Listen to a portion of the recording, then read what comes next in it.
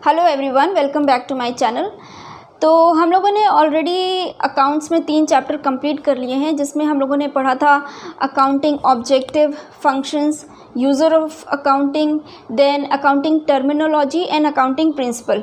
ये सारी चीज़ें हम लोगों ने ऑलरेडी कवर कर ली हैं। आज हम लोग पढ़ने वाले हैं चैप्टर 4 बेसिस ऑफ अकाउंटिंग। तो देखते हैं बेसिस ऑफ अकाउंटिंग क्या है। Let's start.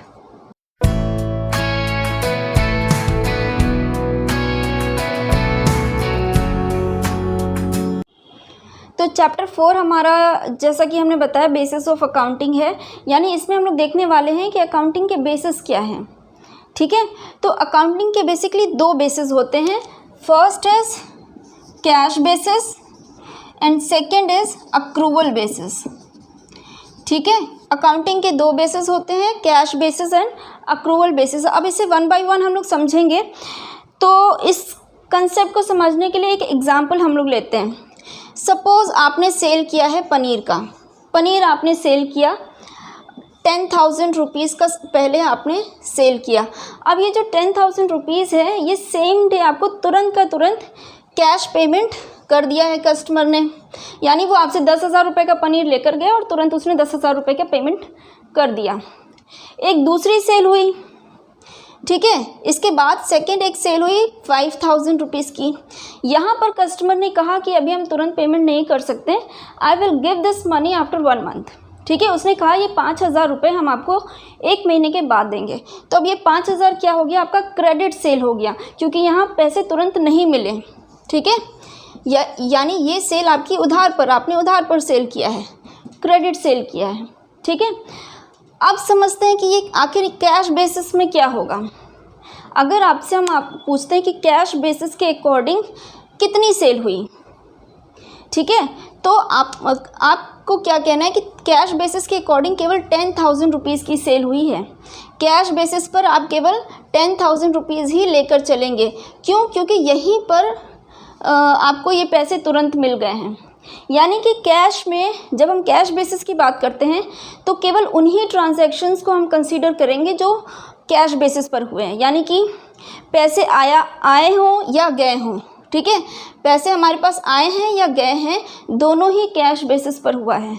सेल हुआ है, परचेज हुआ है, वो सब कुछ कैश बेसिस पर हुआ है। ठीक है, यहाँ हम बिल्कुल भी क्रेडिट को कंसीडर नहीं करेंगे। ठीक है, अब हम बात करते हैं second is accrual. Accrual basis क्या है? तो हम लोगों ने प्रीवियस चैप्टर में जो हम लोगों ने 3 कंसेप्ट ऑफ अकाउंटिंग पढ़ा था, उसमें थर्ड कंसेप्ट हम लोगों ने अक्रूवल कंसेप्ट पढ़ा था। ठीक है, उस कंसेप्ट के अकॉर्डिंग क्या था कि आपने मतलब कि हर ट्रांजैक्शंस को रिकॉर्ड करना है। जैसे ही वो ट्रांजैक्शन हुआ है, हमें तुरंत का तुरंत वो ट्रांजैक्शन रिकॉर्ड करना है, भले ही हमारे पास पैसे आए हों तुरंत या ना आए हों। दैट मीन्स आपको कैश ट्रांजैक्शन भी रिकॉर्ड करना है, आपको क्रेडिट ट्रांजैक्शन भी रिकॉर्ड करना है। जब हम बात करते हैं अक्रूवल बेसिस की, तो यहाँ पर ये दोनों ही ट्रांजैक्शंस रिकॉर्ड किए जाएंगे। इन दोनों ही ट्रांजैक्शन को हम कंसीडर करेंगे, चाहे हमें पैसे तुरंत मिले हों या ना मिले हों। ठीक है, तो यानी कि अगर हम इसके हिसाब से, अक्रूवल बेसिस के हिसाब से सेल्स देखेंगे तो कितनी सेल हुई है, हम यहाँ पर ये 10,000 भी कंसीडर करेंगे और ये 5,000। That means 10,000 plus 5,000 is equal to 15,000 total sale हुई है according to accrual basis of accounting. ठीक है, तो आई थिंक कि आपको ये कंसेप्ट समझ में आ गए होंगे। मेन जो था इस चैप्टर में वो यही था। कुछ और भी चीज़ें इन टॉपिक्स के बारे में आपको समझनी है, जो कि आपको डिटेल में आपको डिफरेंसेस के थ्रू समझ में आएगा। तो इसके बाद हम लोग देखते हैं कि difference between cash basis and accrual basis क्या है, और वहाँ पर आपको डिटेल में इनके बारे में और जानने को मिलेगा। तो देखते हैं कि डिफरेंसेस क्या हैं अक्रूवल बेसिस और कैश बेसिस में। इट इज़ वेरी इंपॉर्टेंट, इसे ध्यान से समझिएगा, क्योंकि डिफरेंसेस को ही ध्यान में रख के आप इन दोनों कंसेप्ट्स को और अच्छे से डीपली समझ पाएंगे। ठीक है, तो हम लोग पहले बेसिस देखते हैं, बेसिस के अकॉर्डिंग इनके बीच में डिफरेंसेस देखेंगे। First is nature of transaction. यानी कि अक्रूवल बेसिस में किस तरह के ट्रांजैक्शन हम लेते हैं, बोथ कैश एंड क्रेडिट। ठीक है। यानी कि इसमें हम कैश और क्रेडिट ट्रांजैक्शन दोनों को रिकॉर्ड करेंगे, but in cash basis only cash transactions are recorded. ठीक है, ये हम लोगों ने ऑलरेडी समझ लिया है कि अक्रूवल में दोनों आ जाते हैं, कैश और क्रेडिट, एंड कैश बेसिस में केवल कैश ट्रांजैक्शन को ही हम रिकॉर्ड करेंगे। नेक्स्ट बेसिस है हमारा प्रीपेड और आउटस्टैंडिंग एक्सपेंस, अक्रूड इनकम और इनकम रिसीव्ड इन एडवांस। ठीक है, इनकी बेसिस पर हम समझते हैं। जब हम अक्रूवल बेसिस की बात करते हैं तो यहाँ पर प्रीपेड और आउटस्टैंडिंग एक्सपेंसेस दोनों को ही हम P&L अकाउंट में शो करते हैं। ठीक है, प्रीपेड और आउटस्टैंडिंग एक्सपेंसेस को हम P&L अकाउंट में शो करते हैं। वैसे ही अक्रूड और एडवांस इनकम को भी कंसीडर करेंगे और इसको हम शो करेंगे बैलेंस शीट के अंदर। यानी कि अक्रूवल बेसिस में हम prepaid, outstanding expenses and accrued and advance income in सबको कंसीडर करेंगे और उनको प्रॉपर अकाउंट में या बैलेंस शीट में शो करेंगे। इसके अलावा जब हम बात करते हैं कैश बेसिस की, तो यहाँ पर हम टोटली प्रीपेड और आउटस्टैंडिंग एक्सपेंस या फिर अक्रूड और एडवांस इनकम को टोटली हम इग्नोर करते हैं, उसका कोई एडजस्टमेंट नहीं होता है। ठीक है, ये बात हो गई second point. Now the third point is profit and loss. Profit and loss को अगर हम देखते हैं तो अक्रूवल बेसिस पर हम ज़्यादा करेक्टली हम P&L यानी P&L हमने शॉर्ट में लिखा है, it is profit and loss. तो प्रॉफिट एंड लॉस को बहुत अच्छे से ज़्यादा करेक्ट वे में हम असरटेन कर पाते हैं। क्यों? क्योंकि यहाँ पर हम कैश और क्रेडिट ट्रांजैक्शन दोनों को ही कंसीडर करते हैं। इस वजह से यहाँ पर ज़्यादा करेक्ट प्रॉफिट या लॉस हम पता लगा सकते हैं। लेकिन जब हम बात करेंगे कैश बेसिस की, तो यहाँ पर हम करेक्ट P&L को हम नहीं असरटेन कर पाते। P&L means profit and loss. तो यहाँ पर correct profit and loss is not ascertained because only cash transaction is considered. ठीक है, ये हो गया। फोर्थ पॉइंट है हमारा टेक्निकल नॉलेज। ठीक है, फोर्थ पॉइंट हमारा हो जाता है टेक्निकल नॉलेज। तो जब हम बात करेंगे टेक्निकल नॉलेज की, तो यहाँ पर फिर से आपको समझना होगा कि अक्रूवल बेसिस में ज़्यादा टेक्निकल नॉलेज की ज़रूरत होती है। It requires technical knowledge as many adjustment are to be made, क्योंकि यहाँ पर बहुत सारे एडजस्टमेंट भी करने होते हैं। भाई हम क्रेडिट पर सेल और परचेज़ कर रहे हैं, एडवांस इनकम भी ले रहे हैं, तो आखिर उनका प्रॉपर एडजस्टमेंट भी करना पड़ेगा हमें। तो यहाँ पर किस तरीके से उनका एडजस्टमेंट करना है, इसलिए हमें प्रॉपर टेक्निकल नॉलेज भी होनी चाहिए जब हम बात करते हैं अक्रूवल बेसिस की। लेकिन जब हम बात करते हैं कैश बेसिस की, तो यहाँ पर it does not require much technical knowledge because no adjustment is to be made. कोई एडजस्टमेंट यहाँ पर करना ही नहीं है, हमें तो केवल कैश लेकर ही चलना है। कैश या तो आया तुरंत और या तो हमने कैश पेमेंट कर दिया, तो बात वहाँ तुरंत का तुरंत जो है हमारा जो भी कह सकते हैं रिकॉर्डिंग करनी है अकाउंट्स के अंदर, वो तुरंत की तुरंत हो जाती है। बहुत ज़्यादा कोई एडजस्टमेंट यहाँ नहीं करना होता है। इस वजह से यहाँ टेक्निकल नॉलेज की भी बहुत ज़्यादा ज़रूरत नहीं होती। वहीं पर जब हम अक्रूवल की बात करते हैं तो यहाँ टेक्निकल नॉलेज हमें चाहिए होती है। तो ये 4 पॉइंट्स हो गए। नेक्स्ट 4 पॉइंट्स हम लोग डिस्कस करते हैं। Now fifth point is legal position. ठीक है, तो लीगल पोजीशन के हिसाब से क्या डिफरेंसेस होने चाहिए। It is recognized by companies act 2013, यानी कि अक्रूवल बेसिस का लीगल पोजीशन भी है। ठीक है, कंपनीज एक्ट के अंदर इसे रिकॉग्नाइज किया गया है। बट अगर हम कैश बेसिस की बात करते हैं तो it is not recognized by companies act 2013, यानी कि ये इस एक्ट के अंदर बिल्कुल भी रिकॉग्नाइज नहीं किया गया है। इसके बाद 6 पॉइंट है एक्सेप्टेबिलिटी। एक्सेप्टेबिलिटी कितनी है और कहाँ पर है इन दोनों बेसिस की। तो अक्रूवल बेसिस की बात करते हैं, it is more acceptable in businesses. कहाँ पर?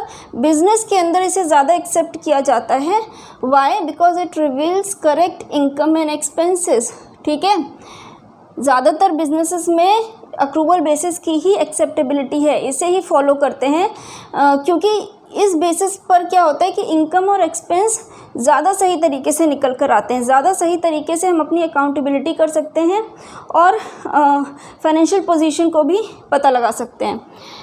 वहीं पर जब हम कैश बेसिस की बात करते हैं, it does not acceptable in business. ठीक है, it is not acceptable in businesses. ज़्यादातर बिजनेसेस में इनकी एक्सेप्टेबिलिटी नहीं है, क्योंकि यहाँ पर केवल कैश को ही कंसीडर करते हैं, और इस वजह से यहाँ पर क्या है, it does not reveal the required information. सही इन्फॉर्मेशन यहाँ पर मिल नहीं पाती। भाई जब हम कोई बिज़नेस रन कर रहे हैं तो वहाँ पर हम बहुत सारी चीज़ें कैश में भी करते हैं और क्रेडिट में भी करते हैं।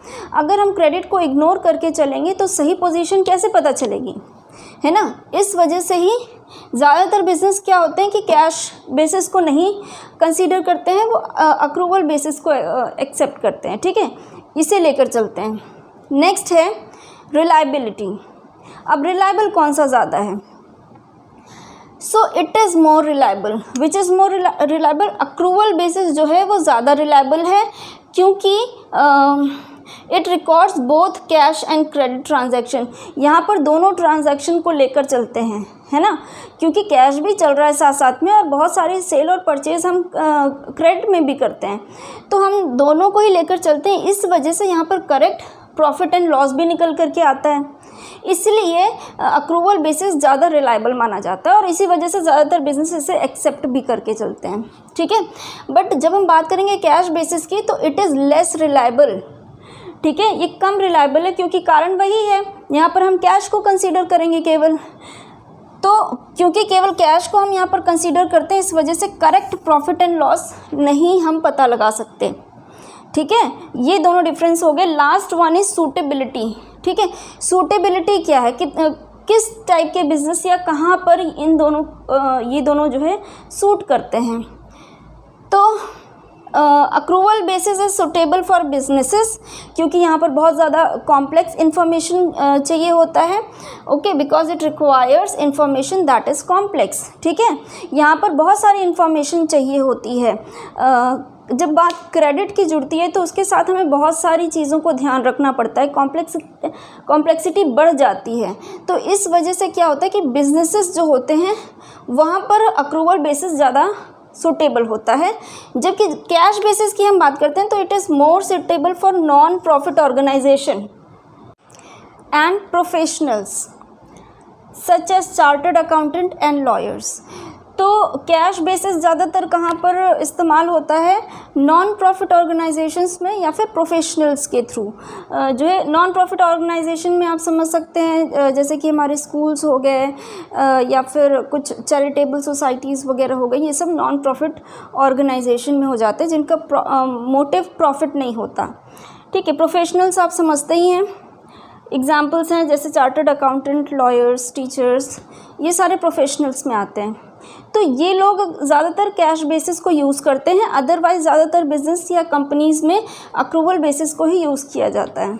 ठीक है, तो ये था difference between accrual basis and cash basis. इसके बाद हम लोग देखते हैं एक एग्जाम्पल के थ्रू इन दोनों कंसेप्ट को देखते हैं, दोनों का एक एक एग्जाम्पल लेकर चलते हैं। अब कैश बेसिस और अक्रूवल बेसिस को हम इस इलिस्ट्रेशन के थ्रू समझेंगे। इस चैप्टर में ज़्यादा इलिस्ट्रेशंस नहीं हैं, बस इस इलिस्ट्रेशन के बेसिस पर हम दोनों ही कंसेप्ट्स को समझ लेंगे। ठीक है, तो शुरू करते हैं।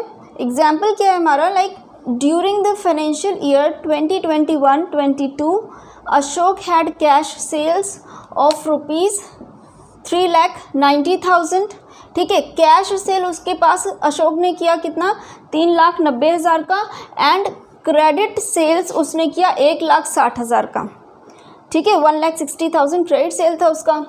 His expenses of the year were ₹2,70,000।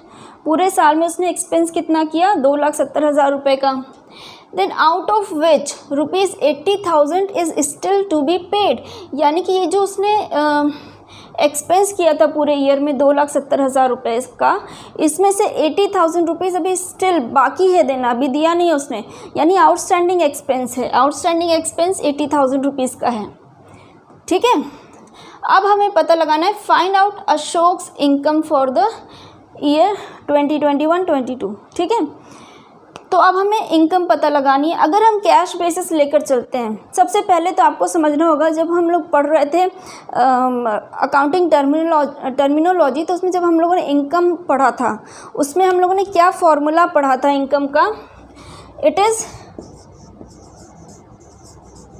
Revenue less expenses, ये पढ़ा था हमने, ठीक है। ये तो बात हो गई सबसे पहले कि हमने क्या पढ़ा था। इसके बाद अब हम क्या निकाल लेंगे, इनकम निकाल लेंगे, है ना। इसके बाद हम इनकम निकाल लेंगे। लेकिन बात ये करते हैं कि यहाँ पर अब रेवेन्यू और एक्सपेंस हम कंसीडर क्या करेंगे कैश बेसिस के अंदर। तो जैसा कि हम लोग देखा केवल कैश लेकर चलेंगे, यानी कि यहाँ पर जो ये सेल हुई है, रेवेन्यू हमारा सेल्स के थ्रू हुआ है और केवल कैश सेल्स लेकर चलेंगे 3,90,000 रुपीज़। क्रेडिट को हम टोटल इग्नोर करेंगे, तो यहाँ पर रेवेन्यू हम 3,90,000 रुपीज़ लेकर चलेंगे। दूसरी बात, यहाँ पर हम केवल कैश एक्सपेंस ही लेकर चलेंगे, आउटस्टैंडिंग एक्सपेंस या प्रीपेड एक्सपेंस को भी हम इग्नोर करते हैं, ठीक है। तो अब हम देखेंगे टोटल एक्सपेंस तो 2,70,000 का था, लेकिन इसी में से out of which 80,000 is outstanding, है ना। तो हम क्या करेंगे, 2,70,000 में से 80,000 डिडक्ट करेंगे, तो हमारे पास एक्सपेंस बचेगा 1,90,000, ठीक है। तो जब अब इसको हम माइनस करेंगे तो हमारे पास इनकम कितनी बचेगी, 2 लाख रुपीज़। 2 लाख रुपीज़ की हमारे पास नेट इनकम निकल के आ रही है अकॉर्डिंग टू कैश बेसिस। वहीं पर बात करते हैं अक्रूवल बेसिस की, ठीक है। तो अक्रूवल बेसिस में हमने पढ़ा था यहाँ पर कैश और क्रेडिट दोनों ही हम लेकर चलेंगे। वापस से एक बार पहले फॉर्मूला लिखते हैं, इट्स रेवेन्यू लेस एक्सपेंस, ठीक है। तो ये हमारा इनकम का फॉर्मूला हो गया है, इसके थ्रू हम नेट इनकम फाइंड आउट करेंगे। अब नेट इनकम फाइंड आउट करने के लिए हम सबसे पहले देखेंगे कि यहाँ पर रेवेन्यू कितना हम कंसीडर करें। तो जैसा कि आपको पता है अक्रूवल बेसिस में हम कैश और क्रेडिट दोनों को लेकर चलते हैं। तो हम क्या करेंगे, यहाँ पर 3,90,000 plus 1,60,000 that is credit sale, तो इन दोनों को ही लेकर चलेंगे और टोटल सेल हमारे पास आ जाएगी 5,50,000, ठीक है। ये हमारी टोटल सेल यानी कि रेवेन्यू हो गया इस ईयर का। अब एक्सपेंस क्या हमें लेना है, तो यहाँ पर एक्सपेंस भी हमें पूरा कंसीडर करना है 2,70,000, ठीक है। इसमें हम ये जो कैश बेसिस में हटा दे रहे थे इसे यहाँ पर नहीं हटाना, because in accrual basis we consider prepaid expense and outstanding expense, ठीक है। लेकर चलते हैं, तो एक्सपेंस हमारा कितना हो जाएगा टोटल 2,70,000 और इसको जब डिडक्ट करेंगे तो आंसर हमारे पास आ जाएगा 2,80,000। This is our net income. ये हमारी नेट इनकम निकल के आ जाएगी अकॉर्डिंग टू अक्रूवल बेसिस। तो आप देख सकते हैं कि कैश बेसिस और अक्रूवल बेसिस में हमारा आंसर डिफरेंट आ रहा है दोनों जगह, है ना, क्योंकि ये डिफरेंस आ रहा है कि हम क्या कंसीडर करके चल रहे हैं दोनों जगह पर। तो इसके साथ ही हमारा ये पूरा कंसेप्ट कंप्लीट हो जाता है कैश बेसिस और अक्रूवल बेसिस का, और ये चैप्टर भी कंप्लीट हो जाता है basis of accounting. It was very short video, ठीक है, बहुत ही छोटा ये चैप्टर था। तो इसके बाद हम लोग 5th चैप्टर स्टार्ट करेंगे, और अगर अभी भी इस चैप्टर से रिलेटेड कोई डाउट है so please do comment below.